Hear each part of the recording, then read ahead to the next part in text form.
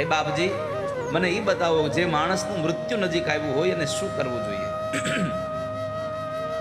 જે માણસનું મરણ નજીક આવે એને શું કરવું જોઈએ? કહે છે કે એને તો ભગવાનનું ભજન કરવું જોઈએ, એને પ્રભુના ભજનમાં લાગવું જોઈએ.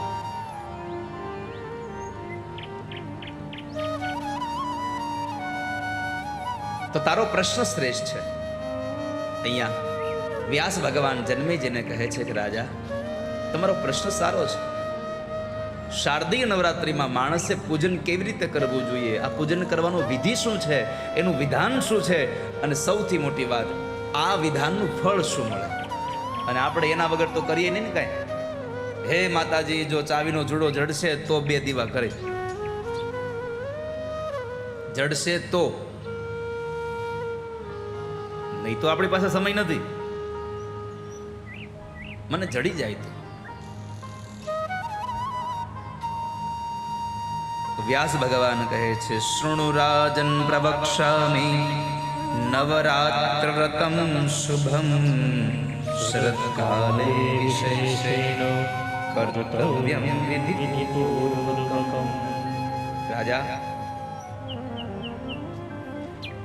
પ્રાયઃ લોકોએ શરદ પૂર્ણિમામાં એ શારદીય નવરાત્રિનો અનુષ્ઠાન કરવું જોઈએ.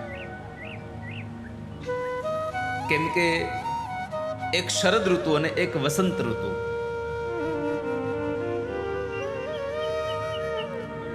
સંસારના પ્રાણીઓ માટે આ 2 ઋતુ દુર્ગમ છે.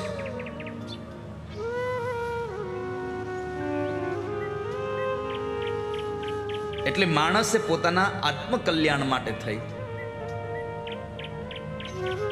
અને યત્ન સાથે નવરાત્રિનું વ્રત કરવું જોઈએ.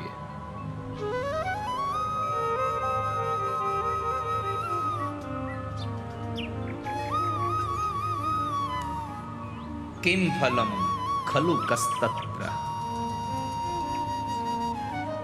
આનું ફળ શું?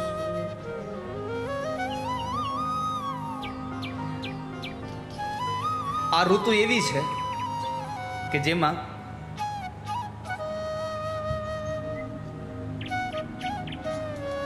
હાલવા દો ને, મજા આવશે, મસ્તીથી વધારો.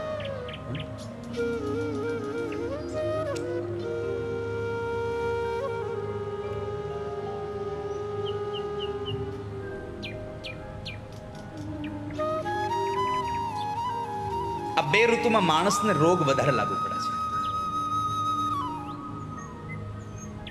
એટલે અહીંયા ઉપવાસનો દરજ્જો એટલા માટે આપ્યો છે કે માણસ જેવું ને તેવું ખાય નહીં એટલે માંદો પડે નહીં.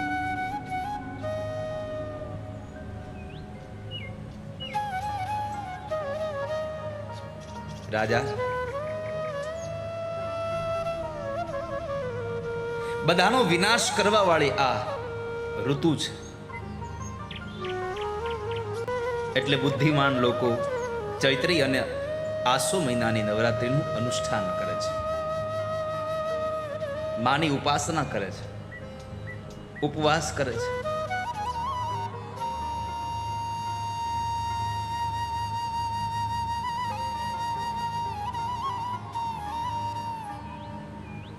જે નવરાત્રિનું તમારે વ્રત કરવું છે,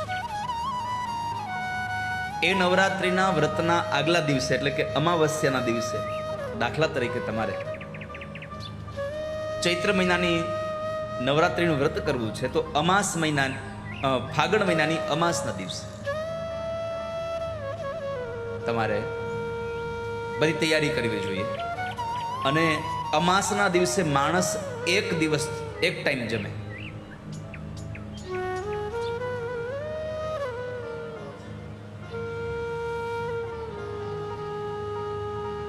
એક ટાઈમ જમી અને હવિષ્યનું ભોજન કરે. પ્રતિપદાના દિવસે વહેલી સવારમાં બ્રાહ્મણને બોલાવી નદી, તળાવ, સરોવર, કૂવો અથવા તો ઘર આંગણે જળના દેવતાઓનું સ્મરણ કરતા કરતા ભારત વર્ષમાં જેટલી પણ નદીઓ વહે છે, નદીઓનું જો તમને નામ આવડતું હોય તો એ નદીઓના નામ સાથે માણસ નિત્ય સ્નાન કરવું જોઈએ. પણ અત્યારે તો એને શાવર ચાલુ કરીને બાથરૂમ સિંગર બન્યો હોય. હા, નાતા નાતા ગીત ગાતો હોય અને એ નાયા કરે જેમ તળાવમાં ભેહ પડી હોય. અમુક અમુક તો કલાક બાર ન આવે.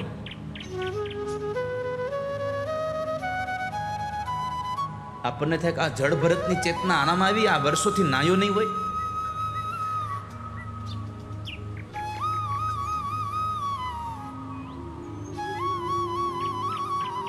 તો સ્નાન કરવા બેસો ત્યારે જેટલી પણ નદીઓના નામ આવડે છે એ નદીઓના નામ સાથે તમારે સ્નાન કરવું જોઈએ.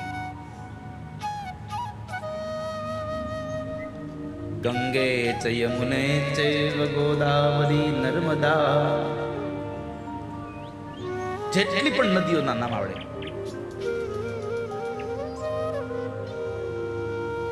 એ નદીઓના નામ સાથે તમે સ્નાન કરશો તો તમારું એ નાવાનું પણ તીર્થનું સ્નાન થઈ જશે. ઘણા ગંગા નાયા, યમુના નાયા, બધું પાણી હામી દિવાલે.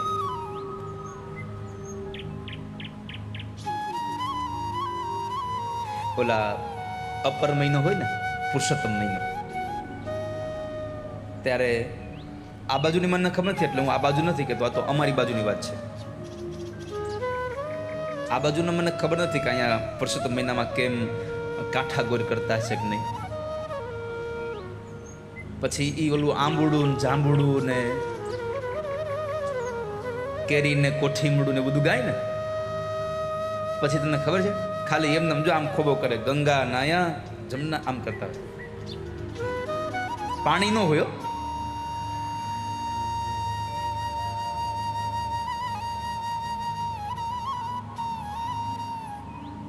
પણ તો એને તીર્થના જળનું એને પુણ્ય પ્રાપ્ત થાય, કેમ કે એને ભાવ તો કર્યો એવો.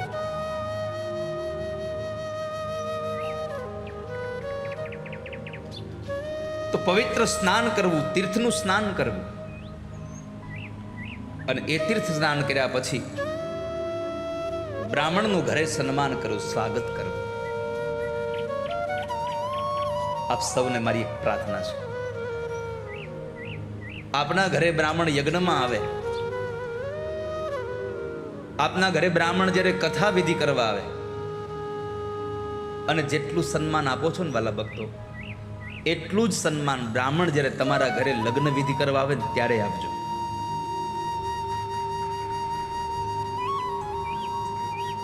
પ્રાયઃ મેં જોયું છે, યજ્ઞ કરવા આવે ત્યારે આગતા સ્વાગતા ખૂબ થાય, કથા વાંચવા આવે ત્યારે આગતા સ્વાગતા ખૂબ થાય, લગ્નમાં કોઈ ભાવ ન પૂછે. સાચી વાત છે. પછી જેટલા ફૂલ વરાજા માથે ન નાખે એટલા બ્રાહ્મણ માથે નાખે.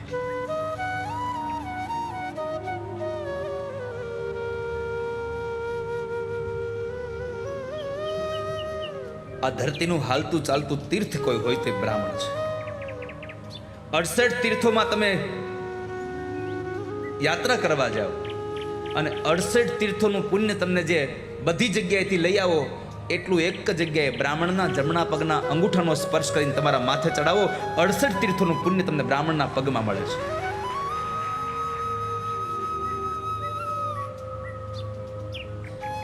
સ્વયં કૃષ્ણ કહે, વર્ણાનામ બ્રાહ્મણોસ્મી, 4 વર્ણમાં હું બ્રાહ્મણ છું. ભગવાન કહે છે કે આ સંસારનો કોઈ પણ મનુષ્ય બ્રાહ્મણને પ્રસન્ન કરે, એ બ્રાહ્મણને પ્રસન્ન નથી કરતો, મને સ્વયં કૃષ્ણ પ્રસન્ન કરે છે, બ્રાહ્મણને રાજી રાખે છે.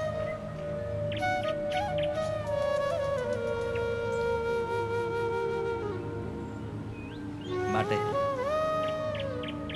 બ્રાહ્મણ એટલે ભગવાન કૃષ્ણ ભાગવતજીમાં મહાભારતમાં બોલ્યા છે, અર્જુન હું એમ નહીં કહું કે તું આ અશ્વત્થામાને મારી નાખ, કે બ્રહ્મ બંધુર્ન હંતવ્ય બ્રહ્મ બંધુર્ન હંતવ્ય બ્રાહ્મણ વધને પાત્ર જ નથી. અને તને તો ખબર છે કે મને બ્રાહ્મણ બહુ પ્રિય છે, એટલે હું નહીં કહું તો એને મારી નાખ, પણ હું એટલું કહીશ કે આતાઈ વધારણવ, હું આ બ્રાહ્મણ છે પણ આતાઈ છે એટલે એટલું ચોક્કસ કહીશ કે આતાઈને મૂકવો ન જોઈએ, એટલે મને ગમે એવું કામ તું કરી દે. કૃષ્ણ કહે છે મને બ્રાહ્મણ બહુ ગમે છે. બ્રહ્મ બંધુર્ન હંતવ્ય, બ્રાહ્મણને બોલાવી અને આગતા સ્વાગતા કરવી જોઈએ, એનું પૂજન કરવું જોઈએ. મથુરાના કારાવાસમાં વસુદેવજી મહારાજે ગર્ગાચાર્ય ઋષિને બોલાવી કીધું કે બાપજી કૃપા કરો ને, ગોકુળ જઈને મારા દીકરાઓના નામકરણ સંસ્કાર કરી આવો. મારે નામકરણ સંસ્કાર તમારી પાસે મફતમાં ન કરાવાય, પણ અત્યારે મારી પાસે દેવા માટે કશું નથી, પણ જેવો હું અહીંયાથી છૂટીશ અને મારી પાસે જેવી સંપત્તા થશે ને ત્યારે તમારી આ દક્ષિણા હું તમને પહોંચતી કરી દઈશ. જાઓ ને. અને ગર્ગાચાર્ય ઋષિ જ્યારે આવ્યા ત્યારે નંદ બાબાએ પણ સ્વાગત સન્માન કર્યા છે, એની આગતા સ્વાગતા કરી છે. ભાગવતજીના અષ્ટમ સ્કંદમાં 99 અશ્વમેધ યજ્ઞ સમાપન થયા, 100મો અશ્વમેધ યજ્ઞ ચાલે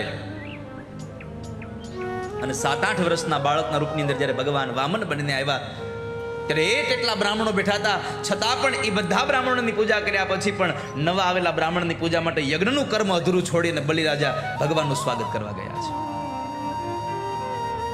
પરમાત્મા એમ કહે છે કે આ સંસારમાં તમારા દ્વારા ચાલતો યજ્ઞ હોય અને એ યજ્ઞમાં પણ કોઈ બ્રાહ્મણ તમારા આંગણે આવે તો યજ્ઞનું કર્મ અધૂરું મૂકીને પણ પેલા બ્રાહ્મણનું સન્માન કરી લેવું, પેલા મહાપુરુષનું સન્માન કરી લેવું.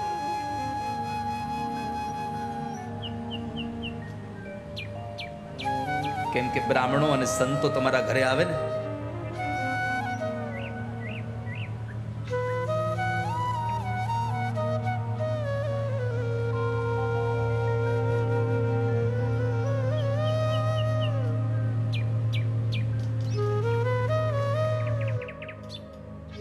બ્રાહ્મણો અને સંતો જ્યારે તમારા ઘરે આવે છે, તમારો યજ્ઞ ચાલતો હોય અને એ યજ્ઞમાં જ્યારે યજ્ઞ એટલે માત્ર અગ્નિમાં આહુતિ દેતા હોય એવો યજ્ઞ નહીં, તમારા સત્કર્મ કોઈ પણ ચાલતું હોય, તમારી આવી કથા ચાલતી હોય, તમારા ઘરે સત્યનારાયણ ભગવાનની કથા ચાલતી હોય, તમારા ઘરે કદાચ ભગવાન નારાયણની લક્ષ્મીનારાયણની પૂજા ચાલતી હોય ખાલી, અને કોઈ બ્રાહ્મણ તમારા ઘરે આવે, કોઈ સાધુ તમારા ઘરે આવે, કોઈ મહાપુરુષ તમારા ઘરે આવે તો સમજો કે તમારો યજ્ઞ સંપન્ન થયો છે એનું પ્રમાણપત્ર ઠાકોરજી તમારા ઘરે મોકલાયું છે. તમારા ઘરે બ્રાહ્મણોની પધરામણી થાય, સંતોની પધરામણી થાય, મહાપુરુષોની પધરામણી થાય, એ 3 વસ્તુ સૂચવે છે. એક, તમારો યજ્ઞ સંપન્ન થયો છે. બીજું, જેના ઘરે બ્રાહ્મણોની પધરામણી થાય એના પિતૃ અને ભગવાનનું ધામ મળે છે એનું પ્રમાણપત્ર છે. અને ત્રીજું, તમારા કુળનો ઉદય થઈ ગયો છે, હવે તમારા કુળનો ઉન્નતિનો સૂર્ય ઉદિત થવા લાગ્યો છે એનું પ્રમાણપત્ર બ્રાહ્મણો તમારા ઘરે આવ્યા છે, ભગવાન તમારા ઘરે પધાર્યા છે. મેં આજે જ એક પધરામણીમાં કહ્યું હતું કે વાલા ભક્તો યાદ રાખજો કે જ્યારે તમારી પાસે સંપત્તિ વધે ત્યારે સંસારના લોકો તમારી હારે વધારે મંડે આવવા. તમારી પાસે સંપત્તિ વધે એટલે સમાજના લોકો તમારા ઘરે વધારે મંડે આવવા. વર્ષમાં એકવાર આવતા હોય એના બદલે વર્ષમાં 7-8 વખત આવે. કેમ છો કેમ છો, સંપત્તિ વધી, સંસારના લોકો સંબંધ મંડે બાંધવા. પણ જ્યારે તમારા ઘરે ભગવાન પધારે ને ત્યારે સમજવું સંપત્તિ નહીં, પુણ્યનું ભાથું વધ્યું એટલે ભગવાન અને બ્રાહ્મણો મારી ઘરે પધાર્યા છે. એમને ભગવાન ન આવે, પુણ્યનું ભાથું વધે છે. તો બ્રાહ્મણ જ્યારે આવે છે ત્યારે તમારે એમને ત્યાં એનું સન્માન કરવું, સ્વાગત કરવું, એનો આવકાર કરવો. અને એ બ્રાહ્મણ દ્વારા તમામ વિધિઓની પૂજાપાની સામગ્રીઓ તૈયાર કરાવવી. બ્રાહ્મણને અર્ઘ્ય આપવો, બ્રાહ્મણને પાદ્ય આપવું, વસ્ત્ર અલંકાર દાન કરવા. દેવ ભાગવતમાં લખ્યું છે વિત્ત સાઠ્યમ ન કર્તવ્યમ.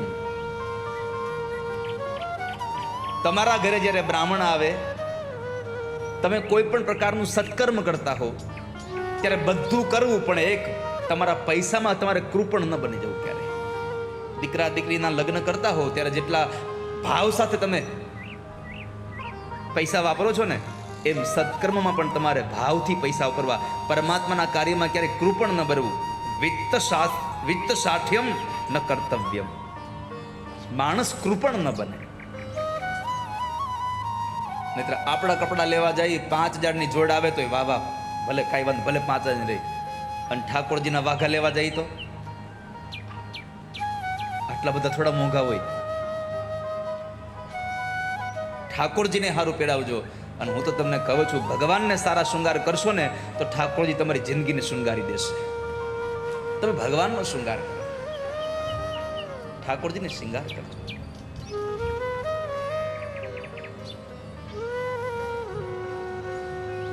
વિધિવત બ્રાહ્મણ પાસે પૂજન કરાવવું.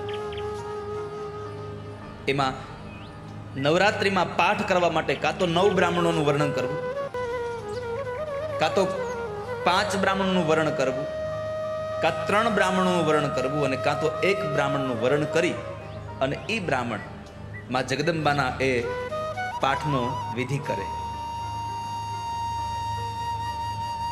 એક સુંદર મજાની એક વેદી બનાવવી, વેદી ઉપર રેશમી વસ્ત્ર પાથરવું અને તેના ઉપર માતાજીની મૂર્તિ પધરાવી. દેવી ભાગવતમાં તો કહ્યું છે કે બને તો સોનાની મૂર્તિ પધરાવી. રેશમી કપડા ઉપર બને તો સોનાની મૂર્તિ પધરાવી, કાં તો ચાંદીની મૂર્તિ પધરાવી. અને કદાચ તમારી પાસે મૂર્તિ ન હોય તો નવાર્ણ મંત્ર યુક્ત જે યંત્ર આવે છે એ યંત્રને પ્રસ્થાપિત કરવું. ઓમ એમ રીમ ક્લીમ ચામુંડાય વિજ્જે.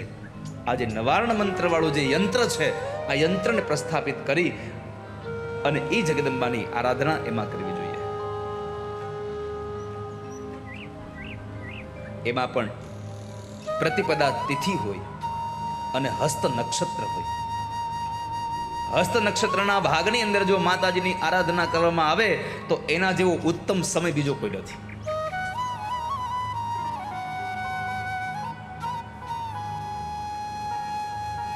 અને જ્યારે બધી જ તૈયારી થઈ જાય પછી મા પાસે સૌથી પહેલી વાર આપણે કાર્યના અંતમાં સ્તુતિ કરીએ છીએ, પણ અહીંયા બતાવ્યું છે કે સૌથી પહેલા માને સ્તુતિ કરવી. શું કીધું છે? કરીષ્યામિ વ્રતમ માત નવરાત્ર મનુત્તમં સાહાય્યં કુરુ મે દેવી જગદંબ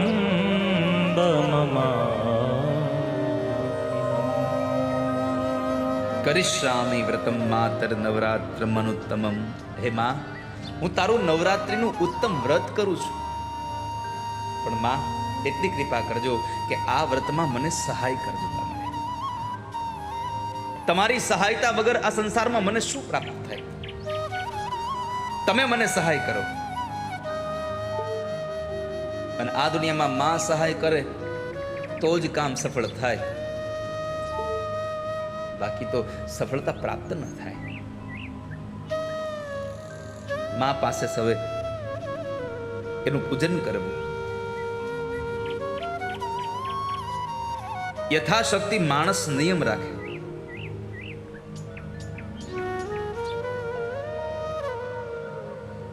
નિયમો વગરનું જો તમે વ્રત કરશો તો એ વ્રત સાર્થક નહીં થાય.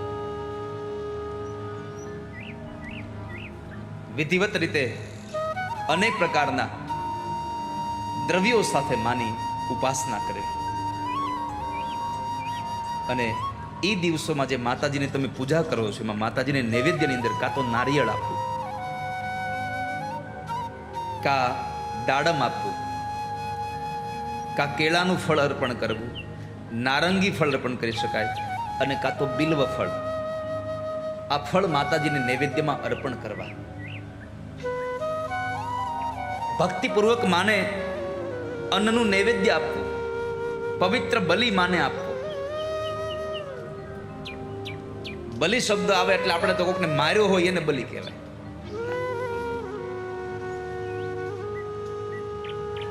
પાયસ બલિ. માને બલિદાન સાત્વિક. કોણ એવી માં હોય જે પોતાના સંતાનને પોતાની સામે મરતા જોઈ શકે?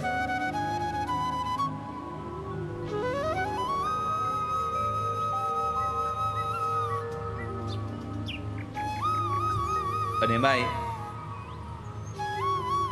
લોકોની ભાવના, ઘણા લોકો કહેતા હોય છે કે મેલડીમાં છે તો મેલા છે, પણ કાલે મને હું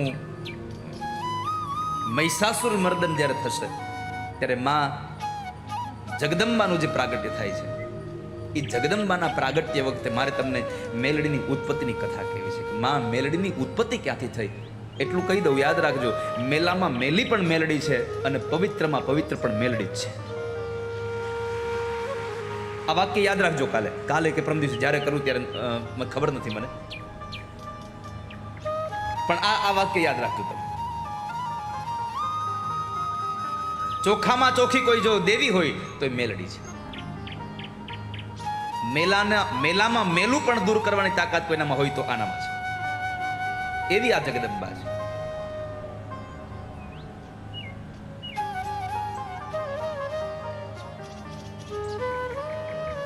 એ શક્તિને તમે, એક જન્મ દેનારી માં પોતાના બાળકને પગમાં કાંટો વાગ્યો હોય તોય માનું હૈયું આમ દુભાઈ જાય છે.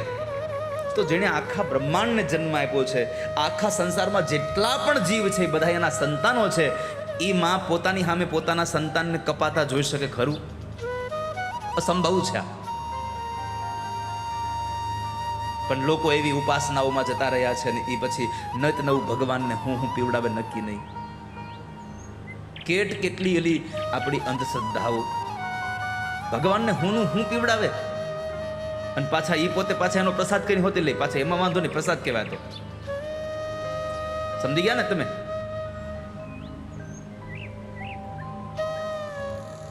એવું ન કરશો.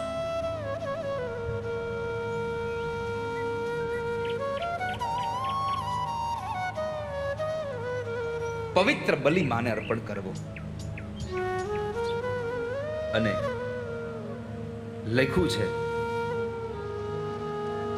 કે જે માણસ માતાજીની ઉપાસના કરે છે એ માણસે 9 દિવસ માટે ધરતી માથે સૂવું. નિત્યમ ભૌમોચ શયનમ. મેં આગળ પણ કહ્યું હતું કે નિત્ય 9 દિવસની ઉપાસનામાં માતાજી પાસે તમારે નીચે સૂવું જોઈએ. પૃથ્વીથી તમારું જોડાણ તૂટવું ન જોઈએ. બીજું, નિત્ય કૌમારી કન્યાઓનું તમારે પૂજન કરવું. નિત્યમ ભૂમોચ શયનમ કુમારીણામ ચ પૂજનમ. વસ્ત્રાલંકરણેર્દિવ્યૈર ભોજને ચ સુધામયૈ. એકૈકાં પૂજયે નિત્યં એકવૃદ્ધયા તથા પુનઃ. દ્વિગુણં ત્રિગુણં વાપી પ્રત્યેકં નવકં ચ વા. હવે ખાસ સાંભળજો. આ માતાજીની પૂજામાં એમ કહ્યું છે કે નિત્ય એક કૌમારી કન્યાનું તમારે પૂજન કરવું જોઈએ. શું કરવું જોઈએ? કુંવારી કન્યાનું નહીં. યાદ રાખજો, કૌમારી કન્યાનું વાત છે. લગ્ન ન કરે તો 50 વર્ષની થાય એને કુંવારી કહેવાય, કૌમારી ન કહેવાય. અહીંયા કહ્યું છે કૌમારી પૂજનમ.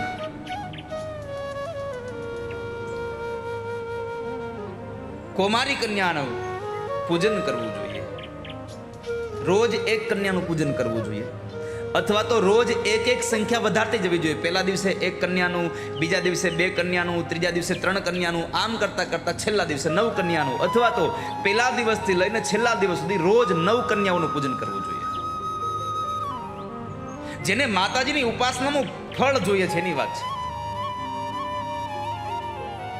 ડોક્ટરે સવાર, બપોર અને સાંજ દવા લેવાનું કીધું હોય અને 3 દિવસ દવા લ્યો સારું થઈ જાય, અને પછી આપણે સવારમાં એક જ ટાઈમ દવા લઈએ તો પછી 8 દિવસે સારું થાય.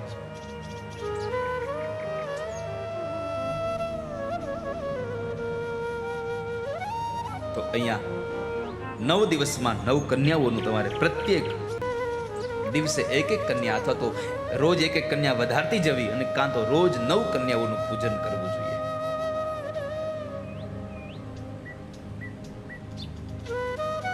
બીજું કહ્યું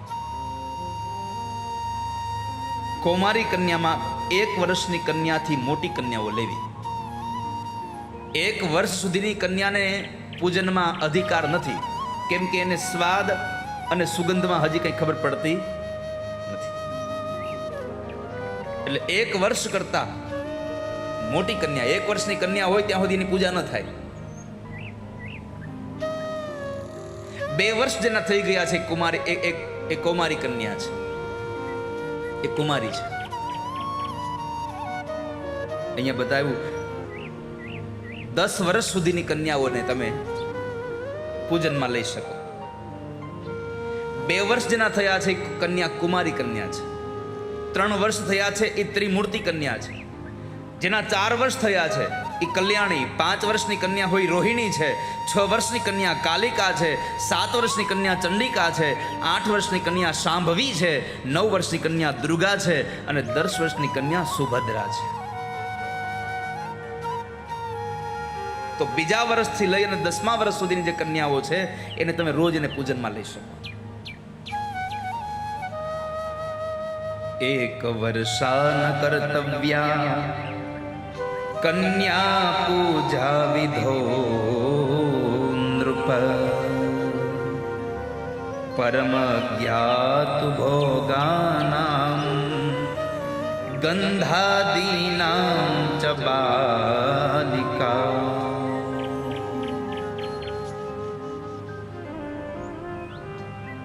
સ્વાદ આદિ જેને ખબર નથી એવી કન્યાઓને છોડી દેવી, પછી આગળ જવું. રોહિણી 5 વર્ષા ચ 6 વર્ષા કાલિકા સ્મૃતા ચંડિકા 7 વર્ષા સ્યાદ 8 વર્ષા ચ શાંભવી. જે માણસ, જે કન્યાઓ 2 વર્ષથી લઈને 10 વર્ષની છે એને પછી પાછું લખ્યું 10 વર્ષથી ઉપરની કન્યા પૂજા માટે ન લેવી.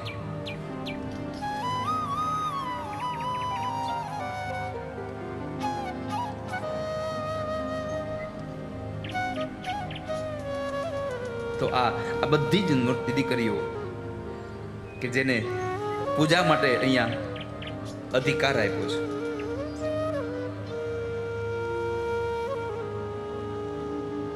આ નવકન્યાના પૂજનનું ફળ શું મળે હવે સાંભળો.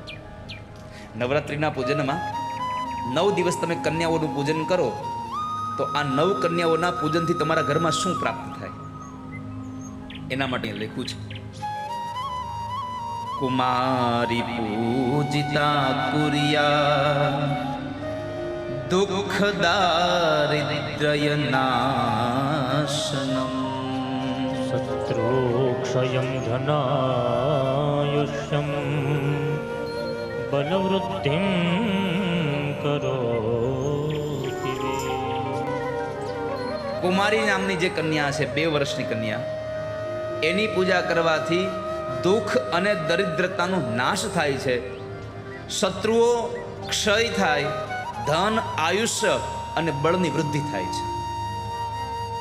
શત્રુ ક્ષયમ ધનાયુષ્યમ બલવૃદ્ધિમ કરોતિ વૈ.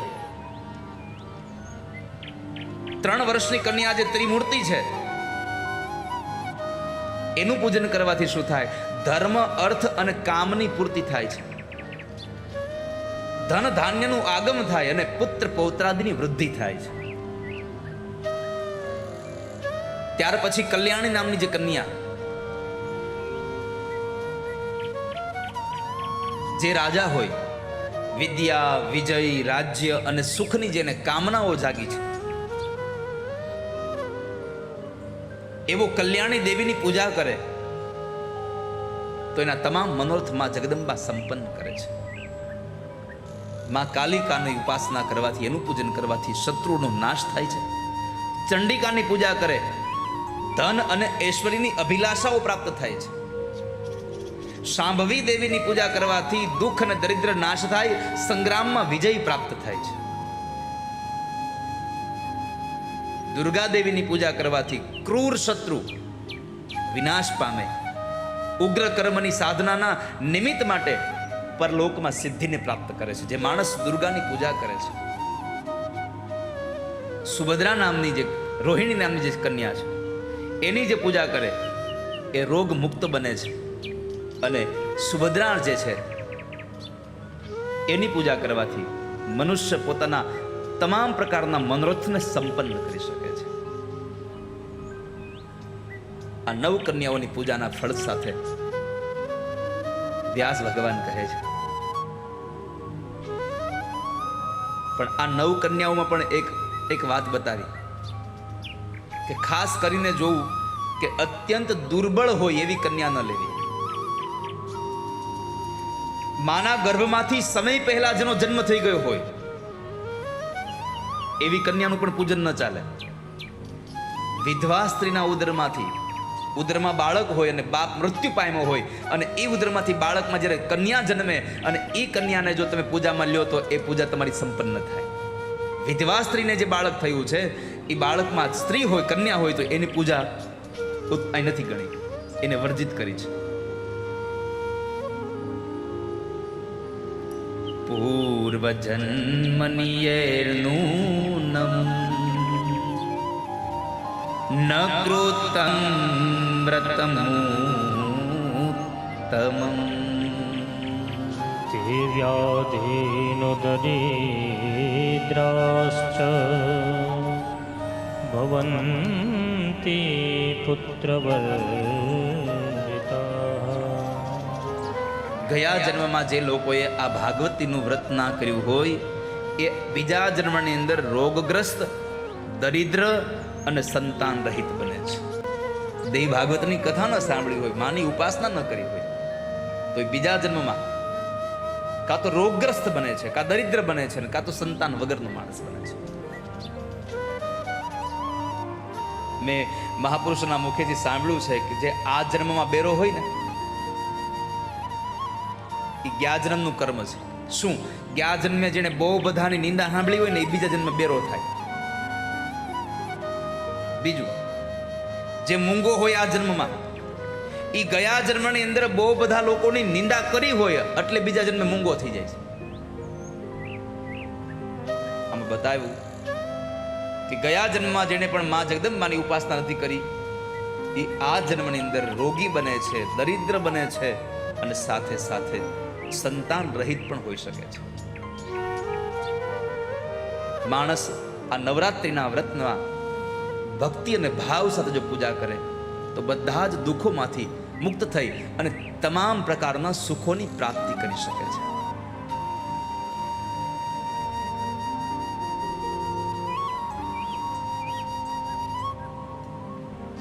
એક સુશીલ નામના બ્રાહ્મણ હતા.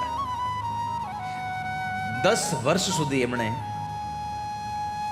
માં જગદંબાની ઉપાસના માટે માયાબીજ મંત્રનો જપ કરતા રહ્યા.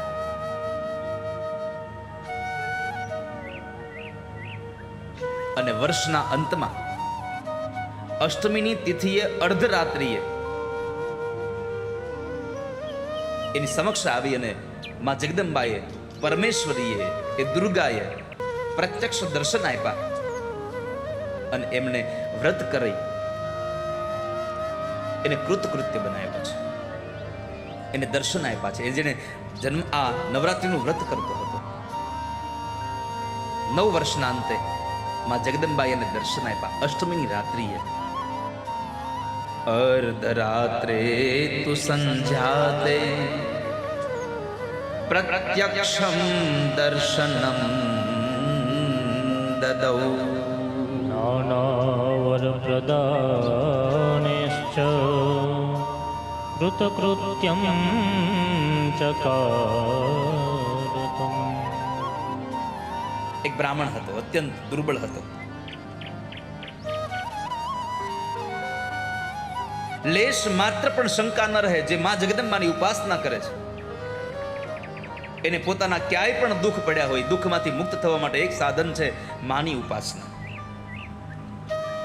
એક વૈશ્ય હતો, એક બ્રાહ્મણ હતો અને એ દુઃખી હતો.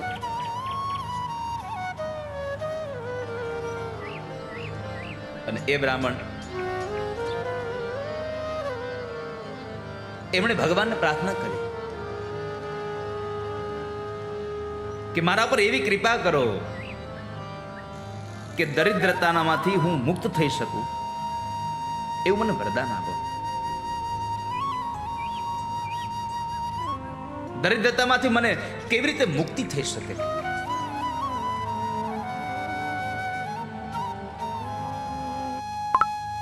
મને આનું કાર્ય બતાવો. અને એમને બ્રાહ્મણ દ્વારા બતાવવામાં આવ્યું કે તમે નવરાત્રિનું વ્રત કરો. આ વ્રત થકી તમારું ઈચ્છિત સંપન્ન થશે. આ બ્રાહ્મણે મનમાં ધારણ કરી લીધું કે દરિદ્રતામાંથી મુક્તિ મેળવી છે, માની ઉપાસના કરવી પડશે. માની ઉપાસના માટે થઈ અને અડધી રાત્રિએ પણ બેઠો બેઠો જપ કરતો હોય. અનુષ્ઠાનના દિવસોમાં ખાસ કરીને ખ્યાલ રાખવો, ઊંઘ બહુ ઓછી કરવી. બીજું, જ્યારે અનુષ્ઠાન કરતા હોય ત્યારે દિવસે નિદ્રાનો ત્યાગ કરવો. દિવસે નિદ્રા ન કરવી ક્યારે.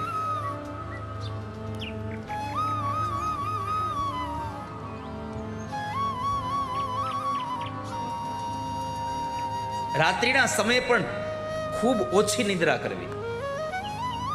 બની શકે તો ભોજન ન કરવું. 9 દિવસ તમારે ફળ આહાર કરવો. શરીરનું સ્વાસ્થ્ય સારું રહે એવા ઉપવાસ કરવા.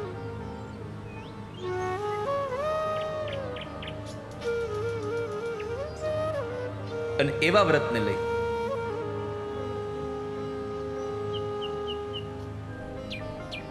દેવ ભાગવતમાં બતાવ્યું છે કે નવરાત્રિનું જે વ્રત છે એનાથી ઉત્તમ વ્રત આ સંસારમાં બીજું કઈ નથી. એતસ્માદ પરમ કિશ્ચિન વ્રતમ નાસ્તિ ધરાતલે નવરાત્રાભિધમ વૈશ્ય પાવનમ સુખદમ તથા. નવરાત્રિ નામનું જે વ્રત છે એનાથી શ્રેષ્ઠ વ્રત આ સંસારમાં બીજું કોઈ નથી. રાજા, આ તમને જે વ્રત કહું છું ને એ નવરાત્રિનું વ્રત તો સ્વયં ભગવાન રામે કર્યું છે. સ્વયં પરમાત્મા રામે આ નવરાત્રિનું વ્રત કર્યું છે.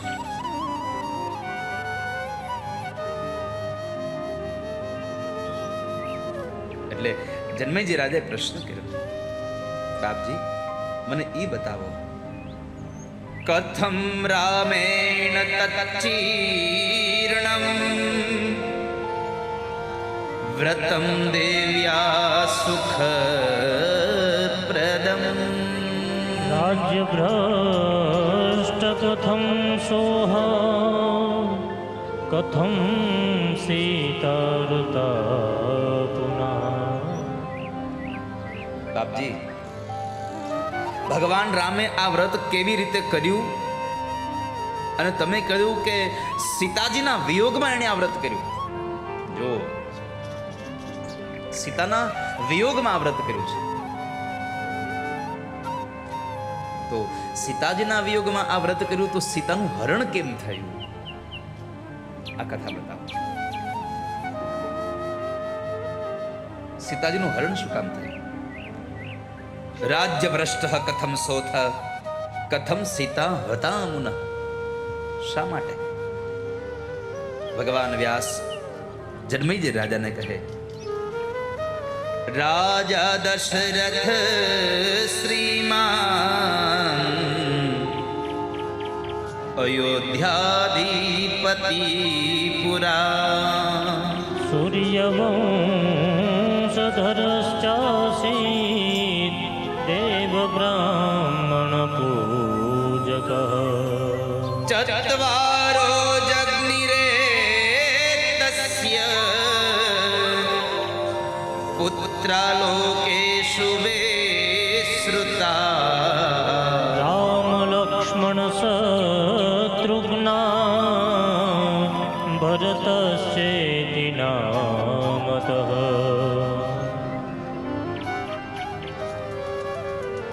રામચરિત માનસની કથા છે. મારે તમને થોડી વાર માટે રામાયણમાં લઈ જવા છે. રામાયણના એકાદ બે પ્રસંગો કૃષ્ણની કથા માટે જવું હોય તો જો અહીંયા પણ બતાવ્યું, કૃષ્ણની કથા માટે જતા પહેલા માણસ મર્યાદામાં જવો જોઈએ. જ્યાં સુધી મર્યાદા જીવનમાં ન આવે ત્યાં સુધી તમને પ્રેમ ન મળે કોઈ દિવસ. અને મર્યાદા વગરનું જીવન, ગમે તેટલા પૈસા ભલે ને રહ્યા, ગમે તેટલું એજ્યુકેશન ભલે ને રહ્યું, એ બધું તમારું મૃત્યુ છે. ઓલ ધેટ કશું નથી.